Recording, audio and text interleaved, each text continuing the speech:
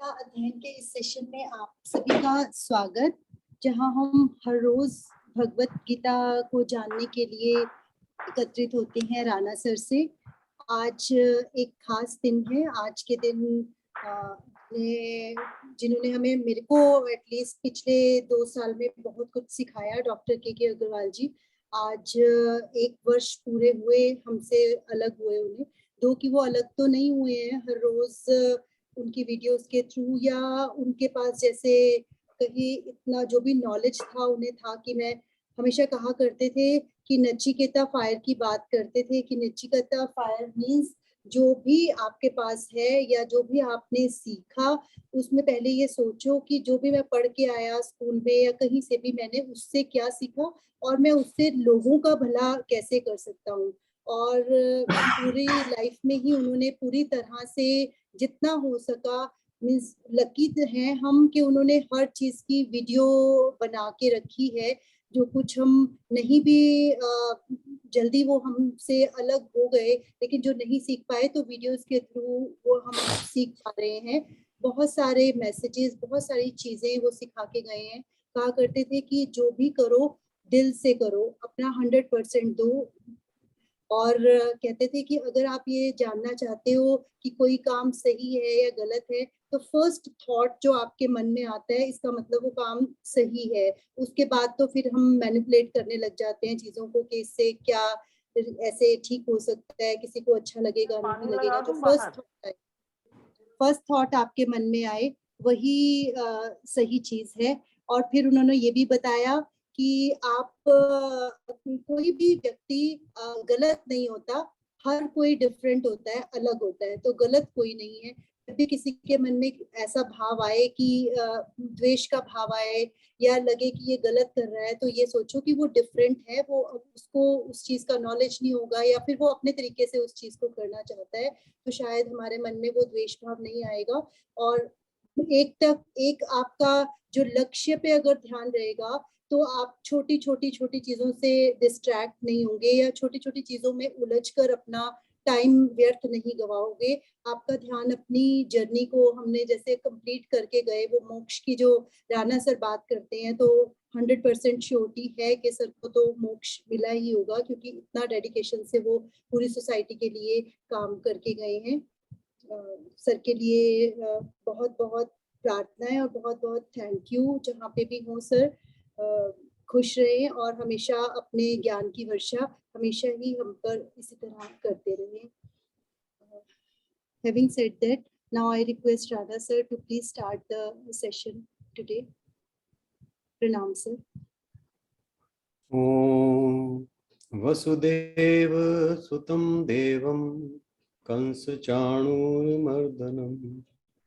देवकी परमानंदं कृष्णं वंदे जगद्गुरुं। सभी को बहुत बहुत प्रणाम। हम गीता जी में कर्मयोग के बारे में जान रहे हैं और डॉक्टर अग्रवाल एक कर्मयोगी की प्रतिमूर्ति कहा जाए अगर उन्हें, तो कोई अतिशयोक्ति नहीं होगी। क्योंकि आप देखिए, मैं बहुत लेट जुड़ा उनके साथ। जुड़ा मीन्स उनको फॉलो करना, पर्सनली मेरा कोई इंटरेक्शन नहीं रहा उनसे, लेकिन बहुत लेट इन द सेंस के लास्ट के 4-5 साल में ही मैं उनके बारे में कुछ जान पाया। परंतु आप देखिए, जब वो डेथ बेड पर भी थे तब भी उन्होंने कर्म को नहीं छोड़ा। यही एक कर्मयोगी की खूबसूरती है। और ऐसी महान विभूति को हमारी श्रद्धांजलि आज के दिन। और क्योंकि हम कर्मयोग के बारे में चर्चा कर रहे हैं तो ये और भी ज़्यादा प्रासंगिक हो जाता है आज के दिन। तो हम चर्चा कर रहे थे 19वें श्लोक तक कर चर्चा की है हमने, 3रे अध्याय की। और 19वें श्लोक में भगवान जी अर्जुन को कह रहे हैं कि अनासक्त होकर तुम कर्म करो। तस्मादसक्तम असक्तः सततम कार्यम।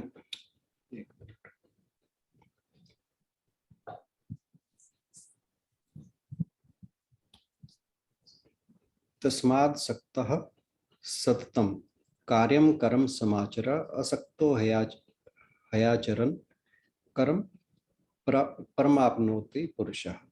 तो भगवान जी कह रहे हैं कि तुम निरंतर अनासक्त होकर काम करो, और अनासक्त होकर काम करने से ही परमात्मा की प्राप्ति होगी। और भगवान जी अर्जुन को ये सारी बातें क्यों कह रहे हैं? इससे पहले तो उन्होंने कहा था कि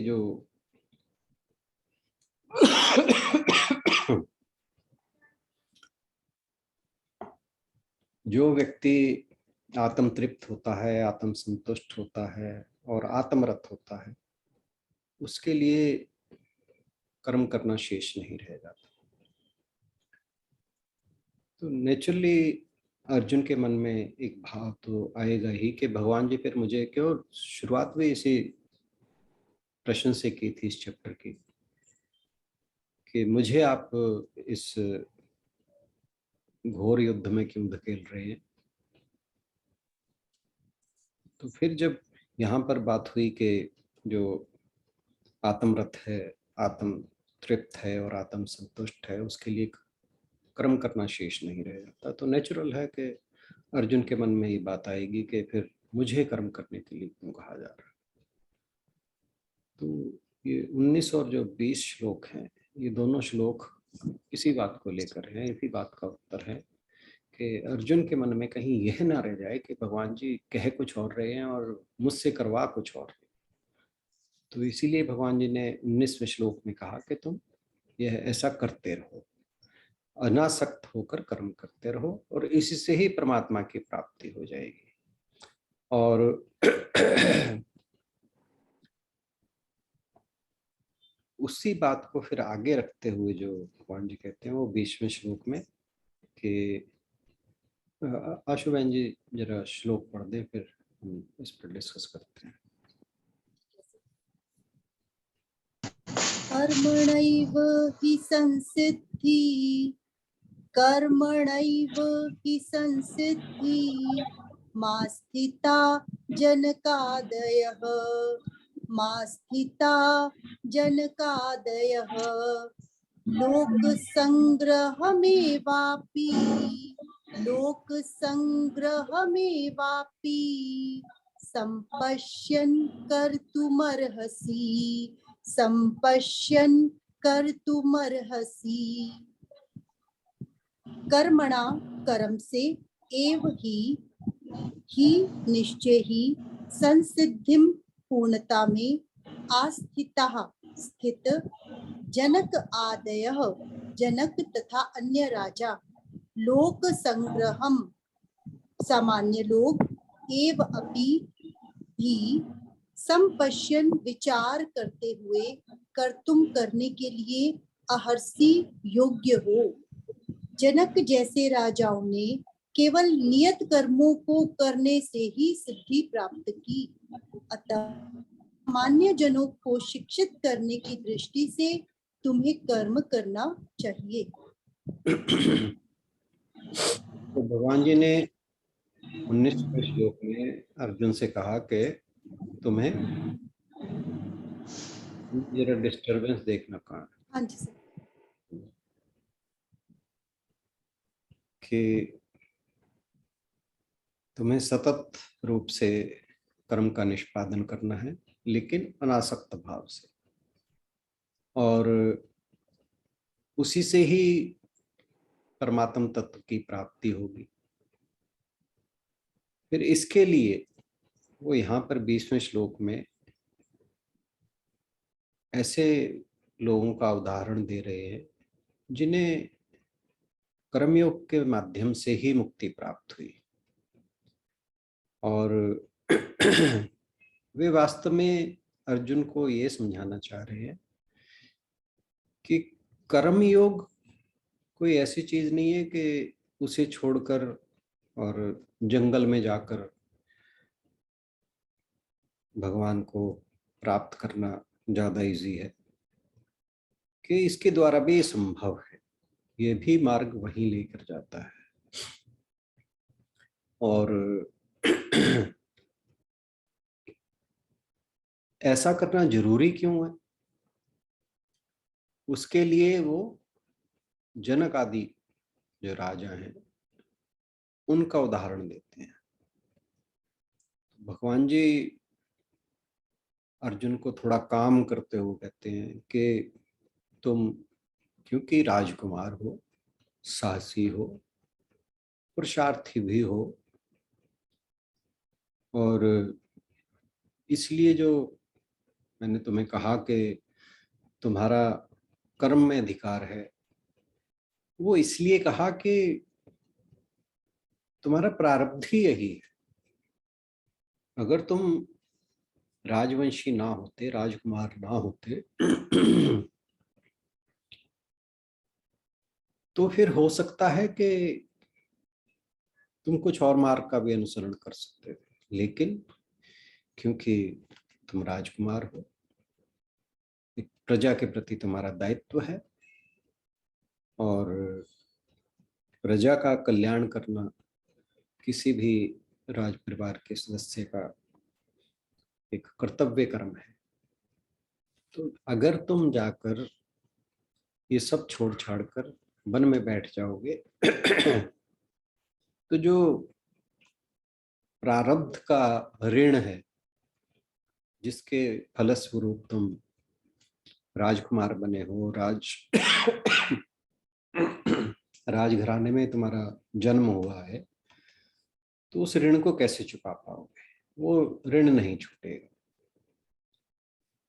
और कहा कि कर्मणैव ही संसिद्धिम आस्थिता जनकादय, के तुमसे पहले जो जनक आदि राजा हुए हैं, जैसे जनक, राजा जनक, जयवली, अश्वपति, जो जयवली अश्वपति थे, ये इनके हम थोड़ा आगे डिस्कस करते हैं। अजातशत्रु, ये ऐसे जो भी राजा हुए हैं, ये पूर्ण योगी थे, ज्ञानी थे, लेकिन क्योंकि प्रारब्ध के अनुसार ये राजा बने, तो ये फिर जो अपना प्रारब्ध है उसके अनुसार उन्हीं कर्मों में ही अपने आप को प्रवृत्त करते थे, उन्हीं कर्मों का संपादन करते थे, जिसके कारण जो उनका प्रारब्ध था कि वो राजा की जो ड्यूटीज थी, जब वो राजा बने हैं तो वे ज्ञानी या योगी होते हुए भी ये नहीं कि वे छोड़ के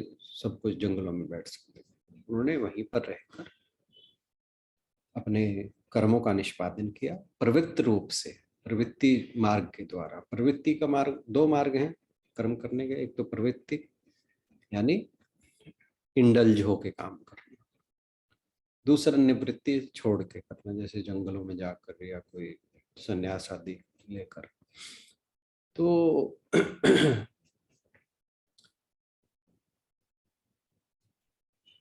जो प्रारब्ध था उसके अनुसार ये प्रवृत्ति मार्ग में थे। और ये कोई साधारण राजा नहीं थे जिनके अभी हमने यहाँ पे जनक आदि की बात हुई है, पर मैंने जब थोड़ा चेक किया तो और भी इस तरह के लोग निकले, जो दो मुझे और पता लगे, जयवली अश्वपति और अजातशत्रु, कि ये साधारण राजा नहीं थे। इनसे ज्ञान प्राप्ति के लिए ऋषि मुनि, बड़े बड़े ब्रह्मवेता आकर इनसे शिक्षा लेते थे। तो इस प्रकार के राजा हुए हैं। और राजा जनक की तो विद्वानों की सभा थी, वो तो जग प्रसिद्ध है। हमने अपने ग्रुप में ही बहुत बार जो विद्वानों की सभा थी उसमें जो चर्चाएं हुई है, कुछ हमने यहाँ पे उनके बारे में बात भी की। मोस्टली हमारे जितने भी कर्म हैं वो सारे राग द्वेष से प्रेरित होते हैं। राग द्वेष मीन्स हमें कुछ चीजें तो जो मन भाती हैं, जो अच्छी लगती हैं, वो तो अपनी तरफ खींचती हैं, आकर्षित करती हैं। और अगर कुछ मन के अनुसार नहीं होता तब हम उनसे दूर भागने की कोशिश करते हैं। जैसे कुछ चीज देखने में सुंदर है तो मन में आसक्ति बनती है, और अगर कुरूप है, आंखों को नहीं भा रही, तो हम उससे छिटकने का प्रयास करते हैं, विरक्त होने का प्रयास करते हैं, छोड़ने का प्रयास करते हैं। तो हमारी दौड़ जो है या तो पाने की है या छोड़ने की है। यानी हम या तो चीजों को पाना चाहते हैं या उनसे बचना चाहते हैं। राग द्वेष यही है, यही हमारे दो एक्सपीरियंसेस हैं। लेकिन जो भगवान जी ने पिछले श्लोक में अर्जुन से कहा कि अनासक्त होकर कर्म करो, तो अनासक्ति क्या है? इन दोनों के बीच की चीज है। जो अनासक्त है वो ना तो किसी चीज की तरफ अट्रैक्ट होता, ना किसी चीज से रिपेल होता, वो किसी से बचता नहीं है और किसी दूसरी चीज के पीछे भागता नहीं। जो उसे अच्छी लगती है उसके पीछे वो भागता नहीं है, और जो अच्छी नहीं लगती, जो उसको भाती नहीं है, उससे वो उखड़ता नहीं है, उससे भागता नहीं है, बचता नहीं है। तो यानी वो इनडिफरेंट है, उसे कोई फर्क नहीं पड़ता, चाहे उसके मन का हो रहा है चाहे मन का नहीं हो रहा। और इसका मतलब ये है कि ना तो जब कोई व्यक्ति अनासक्त भाव में है, इसका मतलब ना उसे कोई चीज खींच रही है, यानी वो किसी चीज की तरफ खींच नहीं रहा, और ना ही किसी चीज से वो बचना चाह रहा है। तो दोनों तरफ से वो इंडिफरेंट है। और इसी को शास्त्रों में वीतराग भी कहा गया है। गीता जी में भी आता है, फिर आगे जाकर आएगा। तो राग, विराग और वीतराग। तो वीतराग क्या है कि जहां ना राग है ना विराग है, ना लाइकिंग है ना डिसलाइकिंग है, कोई फर्क नहीं पड़ रहा, बिल्कुल उपेक्षा का भाव है दोनों के प्रति। जैसे एक, मेरे को अभी एक बात याद आ गई। एक बार रमण महर्षि अपने कक्ष में बैठे हुए थे, श्रद्धालुओं से घिरे हुए थे, और जैसा कि उनके बारे में मशहूर है, वो ज़्यादा बातचीत करते नहीं थे, चुपचाप बैठे रहते थे। लोग आते थे, मन में प्रश्न लिए आते थे, कई बार बोल पाते थे, कई बार नहीं भी बोल पाते थे, परंतु जब कहते हैं कि जब वहाँ से जाते थे तो उनका मन जो है वो संतुष्ट हो जाता था कि जो मन में लेके आए थे वो प्रश्न को, उसका जवाब समहाउ दे कुड गेट। तो ऐसे ही वो एक बार अपने कक्ष में बैठे थे, तो एक श्रद्धालु आता है, उन्हें एक पेपर की कटिंग देता है कि महाराज ये देखना जरा। तो जो रमण महर्षि हैं वो उसे पढ़ने लगते हैं, और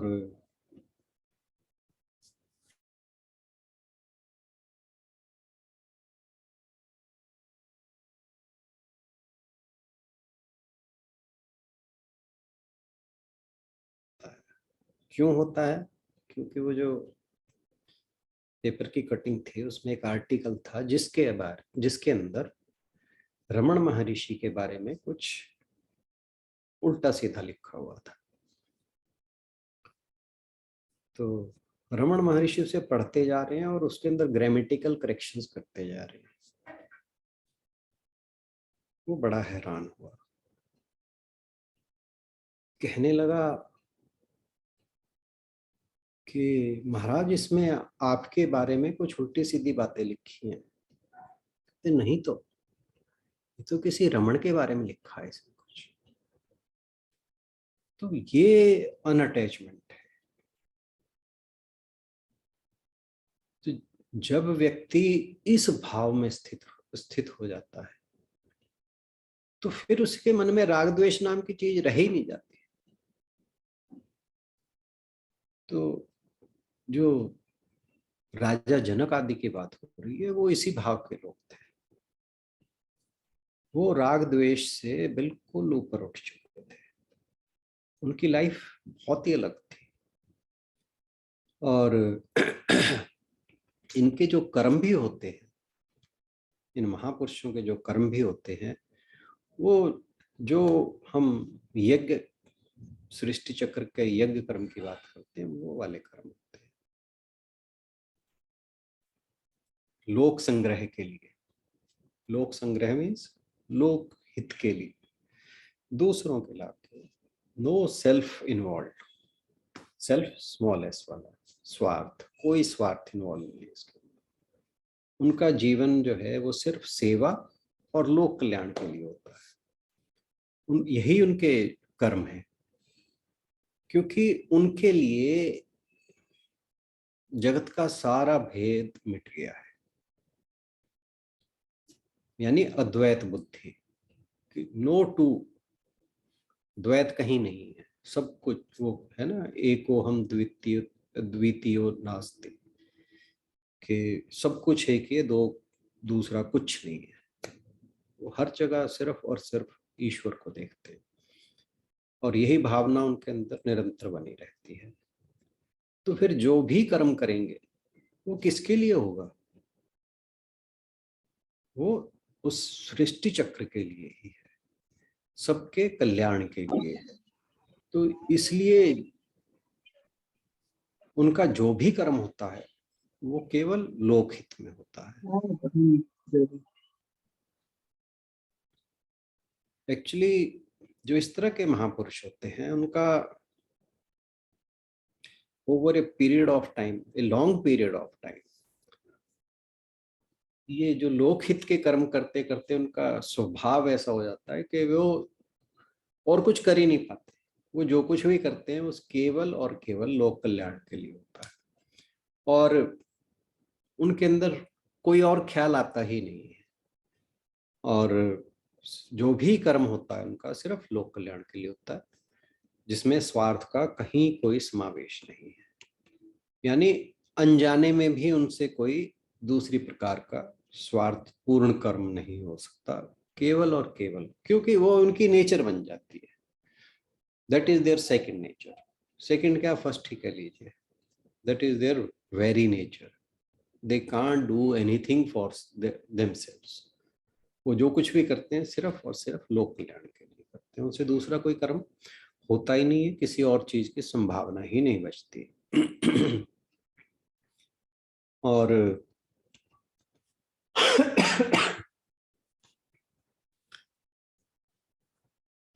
जो इस तरह के लोग होते हैं, जो इस तरह के महापुरुष होते हैं, उनके अंदर आकर्षण ऐसा होता है कि सामान्य व्यक्ति उस तरफ अपने आप ही खींचा चला जाता है। और ये कहिए कि एक प्रकार जो भी उनके साथ जुड़ता है वो उन्हीं के जो कर्म हैं उसके साथ बंध जाता है। यानी वैसे ही कर्म करने, बंधन, यहाँ ये जो बंधना है यहाँ पे बंधन वाला बंधना नहीं है। तो यानी वो भी लोक कल्याण के कर्म करने लगता है। और ऐसे व्यक्ति क्योंकि समाज के लिए एक आदर्श होते हैं, तो उनका जो जादू है, जिसे हम कहते हैं कि सिर चढ़ के बोलने लगता है। अब आप देखिए, जैसे हमारे देश की जो फ्रीडम स्ट्रगल थी, उसमें महात्मा गांधी को देखकर कितने ही हजारों लाखों लोग उस फ्रीडम स्ट्रगल से जुड़ गए। इस प्रकार का जो है आकर्षण होता है ऐसे व्यक्तियों में, और फिर जो वो करते हैं उसी प्रकार के कर्म दूसरे लोग करने लगते हैं।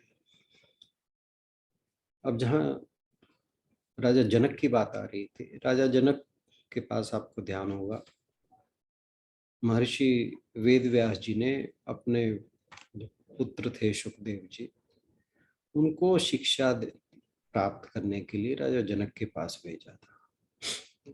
ये हमने जो कहानी थी एक बार बात की भी थी। ऐसे ही जो जय बलि थे, राजा जयबली, उनके पास महर्षि गौतम पंचाग्नि की विद्या सीखने गए थे। कहानी कुछ इस तरह से थी कि जो महर्षि गौतम थे उनका पुत्र था श्वेत केतु।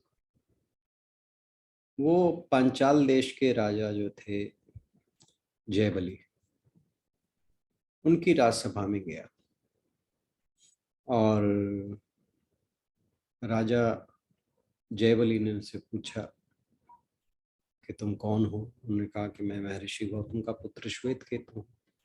तो उन्होंने कहा तुम्हें तुम्हारे पिता ने विद्या सिखाई है? कहते हाँ। तब जयबली ने उनसे कुछ प्रश्न किए। तो उन प्रश्नों के कुछ तो प्रश्नों के जवाब दे पाया। जब राजा जयबली ने पंचाग्नि विद्या के बारे में उससे पूछा तो कहा कि तुम क्या इस पंचाग्नि विद्या को जानते हो? श्वेत केतु ने कहा महाराज मैंने तो इस विद्या को नहीं पढ़ा। और इतना कह के उसे अपने पर बहुत शर्मिंदगी हुई कि मैं भरी से सभा के अंदर बेवकूफ बन गया। और वहां से वो गुस्से में सभा को छोड़कर सीधा अपने पिता महर्षि गौतम के आश्रम में गया और जाकर बोला कि आपने मुझे ये पंचाग्नि विद्या, जिसे पुनर्जन्म की विद्या भी कहा जाता है, वो नहीं पढ़ाई। तो महर्षि गौतम कहते हैं कि भाई ये तो मुझे भी नहीं आती। और कहते रही बात, चलो मैं उनसे सीख के आता हूँ और तुम्हें तब बताऊंगा कि क्या होता है। तो जो महर्षि गौतम थे वो राजा जयबली के दरबार में गए और उस समय के बहुत विद्वान और ख्याति प्राप्त ऋषि थे। तो राजा ने जब उन्हें देखा तो बड़ा आदर सत्कार किया और कहा कि महाराज बताइए आप किस प्रयोजन से यहाँ आए हैं, और अगर आपको गौएं, संपत्ति, कुछ भी चाहिए आप बेझिझक होकर मांगिए। तो महर्षि गौतम बोले नहीं, मुझे ये इन चीज़ों की किस चीज़ की कोई आवश्यकता नहीं, ये सब तुम अपने पास ही रखो। लेकिन जो पंचाग्नि विद्या है, जो पुनर्जन्म से संबंधित विद्या है, जो तुमने जिसके बारे में मेरे पुत्र श्वेत केतु से पूछा, मुझे वो सीखनी है तुमसे। फिर राजा ने महर्षि गौतम को, राजा जयबली ने वो विद्या सिखाई। ये पूरा वृत्तांत जो है इसका छांदोग्य उपनिषद में आया हुआ है, वहां से ही ली गई है। इसी प्रकार केकई देश था, केकय, केकय यानी जो हम केकई की बात करते हैं, माता केकई, वो यहाँ की पुत्री रही होंगी। तो केकई मतलब ये वो राज था। और उसके जो राजा थे, नरेश थे, वो थे अश्वपति। तो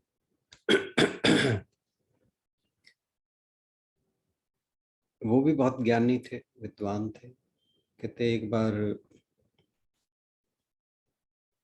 5 ऋषि बालक जो थे, एक तो प्राचीन शाल, सत्यज्ञ, इंद्रघुम्न, इंद्रघुम्न, जन और बुडिल, ये पांचों उदालक मुनि के पास वैश्वानर विद्या यानी भगवान का जो विराट रूप है उसकी उपासना कैसे की जाए, उसे सीखने के लिए ऋषि उद्दालक के पास गए। तो ऋषि उद्दालक ने कहा कि भाई हे महात्माओं, मैं इस विद्या को नहीं जानता, परंतु केकई देश का जो राजा है पशुपति, वो इस विद्या में बहुत प्रवीण है, उसको महारत हासिल है इसका। चलो हम सब लोग चल के उनसे पशुपति राजा के पास चलते हैं और उनसे ये विद्या सीखेंगे। तो जो ऋषि उद्दालक थे उन 5 ऋषि पुत्रों के साथ जाकर वहां पे विद्या सीखने गए और वहां पर जाकर उनसे सीखी। तो कहने का भाव ये है कि जो इस प्रकार, ये जो जनकाद्य लिखा था इस श्लोक में, जो इस प्रकार के राजा हैं, ये योगी भी हैं, ज्ञानी भी हैं, और ये जब चाहे कर्म छोड़ सकते हैं। लेकिन क्योंकि ये सब राजा थे, प्रजा का कल्याण इनके हाथों में था, तो इन्होंने निवृत्ति मार्ग का अनुसरण ना करके प्रवृत्ति मार्ग का अनुसरण किया। अपने कर्मों का लोक संग्रह के अनुसार उनका निष्पादन किया, ताकि वो जो सृष्टि चक्र की बात भगवान जी कर रहे थे उसकी प्रगति हो और वे निर्बाध रूप से चलता रहे।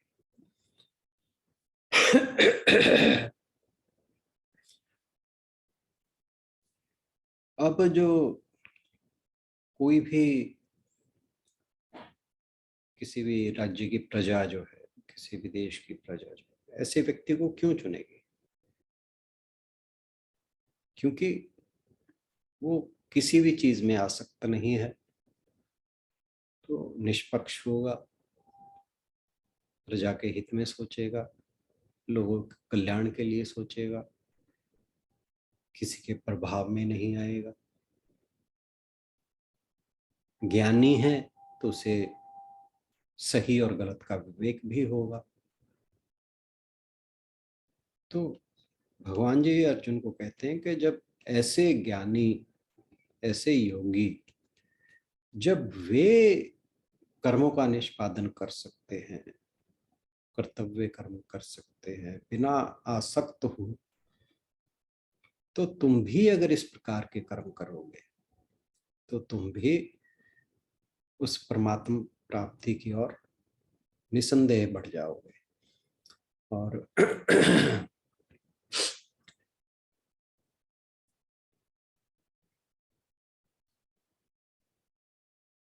इसीलिए जो ये कर्म है, अनासक्त रूप से, अनासक्त भाव से करने वाले कर्म, ये लोक संग्रह के लिए हैं, लोक कल्याण के लिए हैं।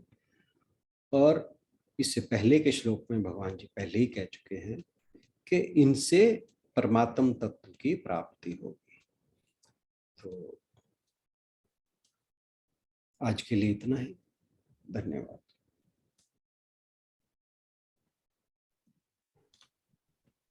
सर कोइंसिडेंट सर, आज मैं सर को सुबह से डॉक्टर के जी को याद कर रही हूँ, और आज का श्लोक भी कुछ आपने जो जैसे जैसे आप व्याख्या कर रहे थे कि एक खास आकर्षण होता है ऐसे लोगों में, और जिस जिससे वो जुड़ते हैं उसे अपने जैसा ही बना लेते हैं, और जैसे वो खुद लगे होते हैं लोक कल्याण के कार्यों में, वैसा ही दूसरे लोग भी प्रेरित होने लगते हैं। तो पूरा जब आप बोल रहे थे तो मेरा ध्यान तो आज वहीं पर था। Thank you so much sir, आज की एक्सप्लेनेशन बहुत ही अच्छी थी। कोई आज के श्लोक के बारे में कुछ कहना चाहे तो जरूर अपनी बात रख सकते हैं।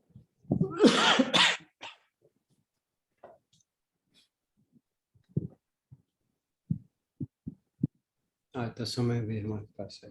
आज तो समय है। डॉक्टर सुनीता जी या गीतांजलि जी, शुभा लक्ष्मी जी, जो कोई भी कहना चाहें, कुसुम जी।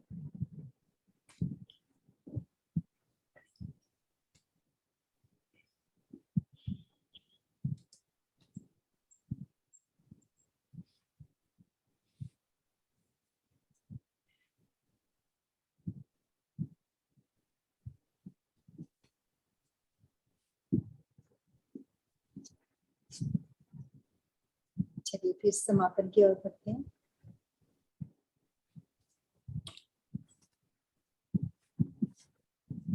ओम पूर्णमदः पूर्णमिदं पूर्णात् पूर्णमुदच्यते पूर्णस्य पूर्णमादाय पूर्णमेवावशिष्यते।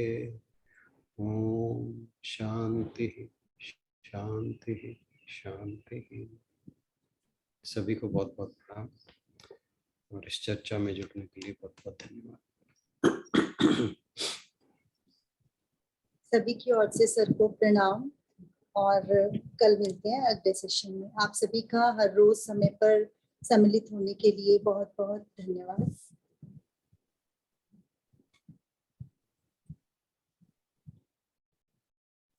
सर आपका ये पीछे का पोस्टर बहुत प्यारा है।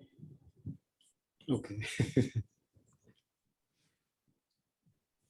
मतलब कि घोड़े भी बहुत अट्रैक्टिव हैं, मतलब कि बहुत ज्यादा उसमें लग रहे हैं जैसे एकदम से तैयार हैं अपने कार्य के लिए। और ऊपर वो जो बजरंग बली बने हुए हैं, कृष्ण जी जैसे बैठे हैं और अर्जुन जैसे हमारी तरह बैठा हुआ है। सोच की मुद्रा पे।